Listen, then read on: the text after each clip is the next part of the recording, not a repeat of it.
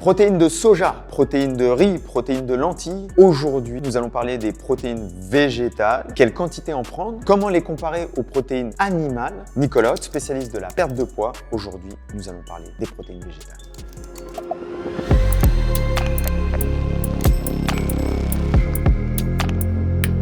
Alors tout d'abord, la première question qu'on peut se poser, c'est l'utilité des protéines. Est-ce qu'on a vraiment besoin de protéines? Si on a pour volonté d'augmenter sa masse musculaire, d'augmenter sa performance sportive, on a tout intérêt à augmenter sa consommation en protéines. Pourquoi? Parce que les muscles sont composés d'acides aminés, c'est-à-dire des petites choses qui sont dans les protéines. L'augmentation de la consommation de protéines a deux effets. Premier effet, donner les blocs de construction musculaire, donner les blocs de construction de la peau, les tissus. Les hormones sont des protéines, les cheveux sont des protéines, et donc permettent et la récupération et l'augmentation des performances. La deuxième des choses, c'est que le signal, l'information comme quoi il faut produire du muscle est en partie donnée par la quantité de protéines présentes dans le corps, et notamment par un acide aminé, la leucine. Le processus de construction musculaire s'appelle la synthèse protéique. Comment créer une synthèse protéique? Il faut premièrement donner un signal. On a dit la protéine donne le signal et les outils, les blocs de construction, les parpaings qui permettent d'assembler le mur. L'exercice physique, lui aussi, donne un signal qui va donner l'information au corps qu'il faut construire du muscle.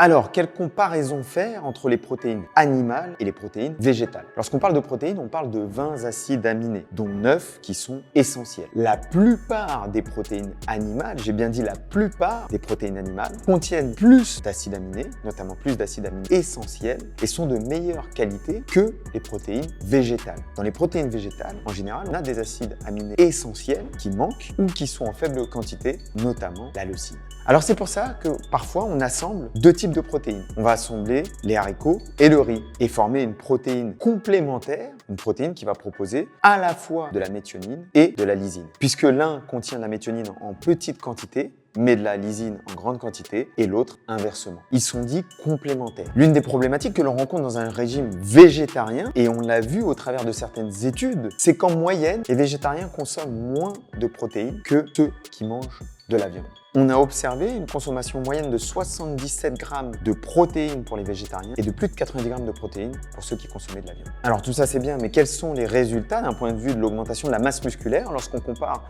des protéines végétales et des protéines animales? Eh bien, c'est quelque chose qui a été étudié au travers d'une étude qui a duré 9 mois, dans lesquelles on a donné à un groupe de la protéine animale, de la whey, et dans l'autre groupe de la protéine de soja. À la fin de l'étude, le groupe A, qui avait de la protéine animale, avait pris plus de 3 kg de masse musculaire. Le groupe B, qui avait consommé de la protéine végétale, n'avait pris que 1,8 kg de masse musculaire. Ce sont des études qui ont été reproduites, notamment en comparant protéines de soja et protéines de lait. Alors, on peut se poser la question, quand on voit des bodybuilders, des personnes très musclées, qui ne consomment pas de produits animaux, on peut se poser la question, comment ça se fait? Eh bien, la première des choses à comprendre, c'est que pour déclencher la construction musculaire, on a besoin d'un minimum de leucine. On appelle ça un seuil. Si on est en dessous de ce seuil de leucine, et je vous rappelle que dans la protéine végétale, on n'a pas beaucoup de leucine, si on est en dessous de ce seuil, on ne déclenche pas ou on déclenche mal le processus de construction musculaire. Quels sont les outils qu'on peut utiliser lorsque l'on consomme des protéines végétales pour obtenir le même gain musculaire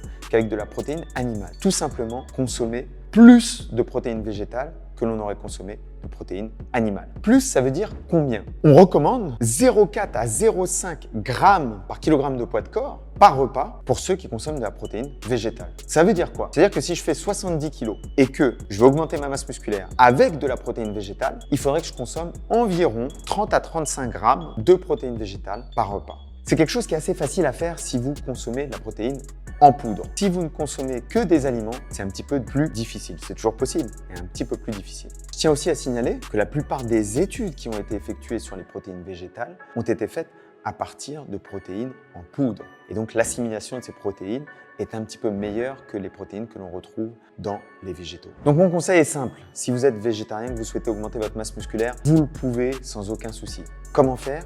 Augmentez votre consommation de protéines végétales avec les aliments que vous allez manger, mais aussi avec de la supplémentation type protéines végétales en poudre. Vous pouvez aussi, je l'avais déjà conseillé, consommer de la créatine. Je sais que sur les végétariens notamment, ça a un effet très important. Nicolas Hoth, spécialiste de la nutrition et notamment de la perte de poids. Retrouvez-moi très prochainement pour d'autres rubriques chez MyProtein.